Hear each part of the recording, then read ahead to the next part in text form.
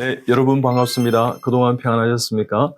정말 짧은 시간이지만 한 번씩 기다려지는 것 같습니다. 자, 오늘 우리 이렇게 인사하십시다. 오래오래 건강하고 행복하세요. 늘 함께 해주셔서 참 감사합니다.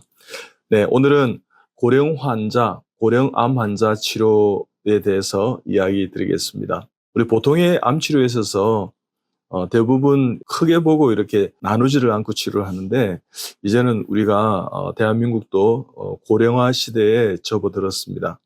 인구의 65세 이상의 인구의 14%가 이상이 되면 고령화된 사회다 이렇게 이야기하고, 전체 인구 23% 이상이 되면 초고령화 사회 이렇게 이야기합니다. 그래서 65세 고령의 인구가 지금 한국에는 2000년도에는 한 7.2%였고 2018년도에는 14.3%, 즉 고령화에 이제 접어들었습니다. 그리고 2021년도에는 16.7%로 865만 명이 고령의 인구가 있다는 것입니다. 2026년이 되면 20.8%로 있지 않습니까? 초고령화 시대에 접어들게 되는 것입니다. 자, 그럴 때 우리의 암 치료에 있어서도 조금은 트렌드나 어떤 경향이나 치료의 방법들이 좀 달라져야 되지 않을까, 이런 생각이 듭니다. 그러면 어떻게 암 치료에 있어서 우리 고령 환자들을 치료하는 게 좋을까 한번 생각해 보십시다. 첫째는요, 이제 수술을 만약에 한다고 하면 우리가 이제 검사를 해서 건강 진단을 하다 보면 갑자기 이렇게 암이 발견되는 경우가 들어 있습니다. 제 환자도 90세 넘어선 93세의 환자가 암 이렇게 발견이 되었습니다. 그래서 고민을 하더라고요. 수술을 할 것인가 말 것인가. 했다 그러면 결과에 따라서 또 항암제 치료를 받을 것인가, 이렇게 고민하면서 저한테 상담을 요청하는 경우가 있었습니다. 자, 그럴 때 만약에 수술에 대해서 우리 생각한다면 어떻게 하면 좋을까요? 첫째는 간단한 수술이다 그러면 얼마든지 요즘은 체력이 참 좋아졌습니다. 그래서 하셔도 될 것 같다는 생각이 듭니다. 근데 복잡한 수술이다. 수술 시간이 적어도 한 3시간, 4시간 이렇게 걸린다 그러면 제일 문제가 되는 게 뭐냐 그러면 마취입니다. 즉 심장이나 폐질환이나 기타 등등 간질환이나 여러 가지 기저질환이 있는지 없는지를 면밀하게 살펴야 됩니다. 그래서 수술이 좋은지, 수술의 장점이 더 많은지, 수술의 단점이 더 후유증, 합병증이 많이 발생할 것인가 생각해서 이것을 경중을 따져봐야 됩니다. 장단점을 좀 면밀하게 체크하는 것이 참 중요합니다. 그래서 복잡한 수술이고 수술 시간이 많이 걸리고 이렇게 한다 그러면 마취에 문제가 된다든지 심폐기능이 문제가 된다든지 수술 후에 합병증이나 후유증이 생길 가능성이 있다 그러면 디시전 메이킹, 어떻게 수술할 것인가의 결정을 신중하게 기울여야 되는 것입니다. 만약의 경우에 이제 수술 후에 합병이 생기게 되면 기력이나 체력이나 면역력이 다 떨어져 있는 고령 환자에 있어서는 치명적일 수 있다는 것입니다. 즉, 그렇기 때문에 수술 후에 폐렴이 발생한다든지, 그리고 또 수술 후에 어떤 검사 결과가 이렇게 좋은지 나쁜지 오히려 조금 더 면밀하게 검사하는 게 좋고요.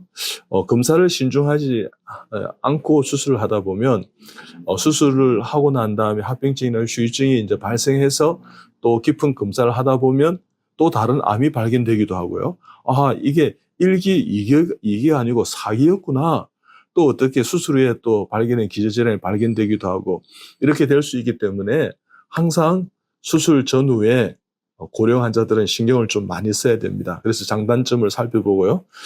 예를 들면 아스피린을 이제 장복하는 뇌출혈을 예방하기 위해서 이제 하는 환자가 있다면 수술 전에는 끊으셔야 되겠죠. 그죠? 출혈의 경향성이 있지 않습니까? 그렇기 때문에 드시는 양도 상당히 잘 살펴봐야 됩니다. 그렇기 때문에 이런 모든 것을 감안해서 수술을 시작하는 것이 참 중요하다. 그리고 수술을 결정하는 게 참 중요하다. 할 것인가 말 것인가.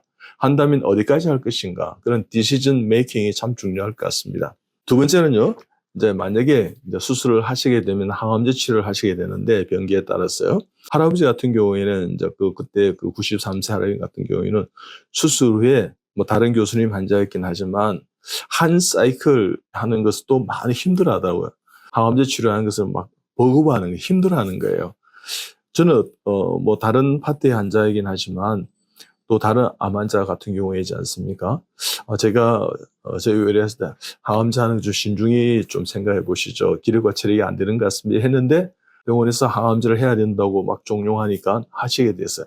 하시다가요, 한 사이클 하시면서 돌아가신 분도 좀 봤습니다. 그렇게 상당히 문제가 될 수 있다는 것입니다. 그렇기 때문에 환자에게 쓰는 항암제 용량이라든지 뭐 그게 키나 몸무게에 따라서 신중하게 결정하시겠지만 간 독성이 있다든지 또 여러 가지 부작용이 나타나는 것이 아닐까 해서 항암제 합병증 후유증에 대해서 신중히 생각을 볼 필요가 있습니다. 저에게 오신 김땡땡 이렇게 환자는 폐암이 다른 곳에 전이된 4기 환자였는데 한 이제 2, 3개월밖에 남지 않았으면 저희 병원 오셨습니다. 근데 이분이 저희 병원 이래 치료해 가시면서요, 85세까지 그때 60 중반이셨는데 그래 한 17년, 18년 사셨습니다. 그러니까 그렇게 이분은 사실은 수술을 1차 마치고 다시 재수술하고 전이된 것을 이렇게 돌보자 그랬는데 하지 않았습니다. 항암제도 하시다가 이제는 항암제 쓸 것이 없습니다. 이렇게 해서 저를 찾아온 케이스인데 그와 같은 치료 방향을 잡았을 때 이 환자가 더 오래 산 역사도 있었다는 것입니다. 그건 알 수 없겠죠, 그죠? 그 다음 70세 된 어떤 위암 환자는 이제 수술 후에 잘 케어해 나가는데 이분이 이제 말기 암 환자였습니다. 다른 데 전이가 되고 그랬는데 어떻든 힘들고 어려운 상황 가운데 저희 병원 와서 이제 한 5년을 넘겼습니다. 그래서 정말 연세도 많으시고 70세 노인이었기 때문에 막 이렇게 가족이 함께 기뻐했습니다. 근데 또 더 다른 치료를 해서 좀 완치하고 싶다 이런 생각을 갖고 이렇게 접근을 하시길래 암은 완치란 말을 써야 좀 민망합니다. 그거보다는 지금 상태를 잘 유지해 가시기 바랍니다. 기력과 체력이 허용하는 범위 내에서 면역을 증가해서 이렇게 가십시오 했는데 이분이 뭐 온열 치료다 뭐 다른 걸 막 하긴 신다 하면서 3개월인가 4개월 만에 갑자기 돌아가신 그런 경우도 있습니다. 그렇기 때문에 여러분 괜찮겠지 하는 것이요, 사실은 힘들 수 있습니다. 그렇기 때문에 이런 것을 다 감안하고 고려하셔서 수술도 항암제도 방사선도 마찬가지입니다. 더 많은 합병증, 후유증을 남길 수 있습니다. 그렇기 때문에 고령 환자는요, 연세가 있다 그러면 항암제, 수술, 방사선 이것을 잘 고려해야 됩니다. 고령 환자는 기력과 체력과 면역력과 그 다음에 장기의 어떤 기능과 탄력성 또 반응력 이런 게 다 떨어져 있습니다. 그렇기 때문에 좀 이렇게 연세가 있으신 환자들은 좀 잘 치료해야 됩니다. 그렇기 때문에 수술을 하든 방사선을 하든 항암제 치료하든 면역력 치료와 같이 병행하는 것이 참 좋은 선택이고요. 그 다음에 5번째는 기본적인 것을 강화하십시오.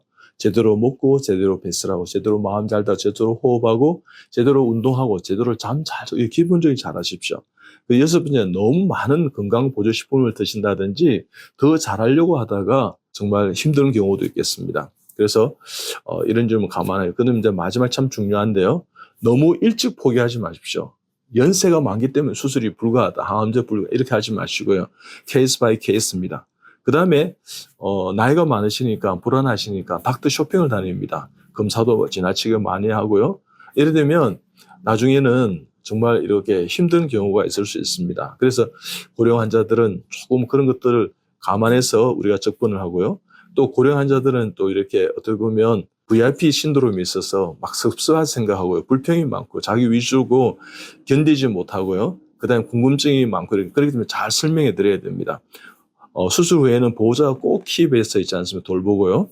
그 골든 타임을 놓치면 되지 않습니다. 간병을 세운다는 이렇게 했어요. 그래서 기본적인 식사, 운동, 호흡, 수면, 잠 잘 주무시는 그런 마음을 잘 다스려서 이 모든 것이 총체적으로 함께 치료한다 생각하고 고령 환자의 치료에 나아간다면 좋은 결과가 있으리라 생각합니다. 여러분 나이가 있다고 여러분 걱정하지 마십시오. 두려워하지 마십시오. 얼마든지 이겨낼 수 있습니다.